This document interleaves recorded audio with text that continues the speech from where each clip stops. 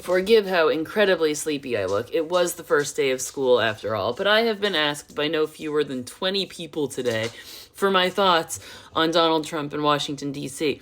And I was just trying to get through the first day of school, y'all. But my thoughts on Donald Trump in Washington, D.C. Who the fuck is surprised by this? Like, was I the only one paying attention during the election when he said he was going to do all of these things? Obviously, it's terrible, but I'm not surprised. I'm actually kind of surprised it took this long. Because Washington, D.C. is a majority-minority city. It's like 42% of the city, or even more than that potentially, are Black Americans. So Donald Trump is living in a majority Black city, and you're wondering why he's sending the National Guard and the military in to take back the streets and control crime? This is poor man's Ronald Reagan, and that's what drives me crazy. Like, Ronald Reagan was a racist piece of shit, but, like, Donald Trump is the poor man's version of Ronald Reagan's racist piece of shit, right? Richard Nixon and his Law and Order was just racist bullshit. Ronald Reagan and his welfare queens and, like, tough on crime bullshit, just racist bullshit. George H.W. Bush had similar kind of things. George W. Bush did similar things.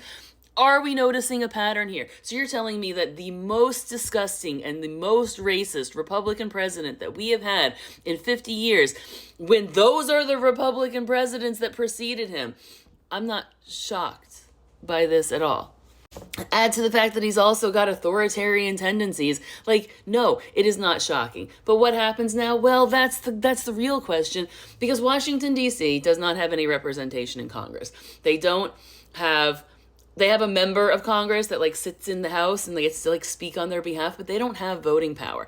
And this is one of those, like, cruel ironies of America, and you know I love pointing out American irony, but, like, the nation's capital, a country that was, like, no taxation without representation as a rallying cry for war against the strongest, most powerful empire in the world, now has their own nation's capital taxed without representation, and add to that they're now taxed without representation and being policed by a federal, like, military force, and their local government power being completely, like, seized by federal authorities.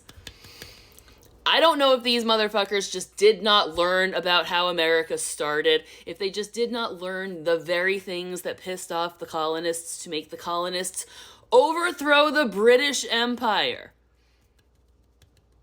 Good luck, Donnie.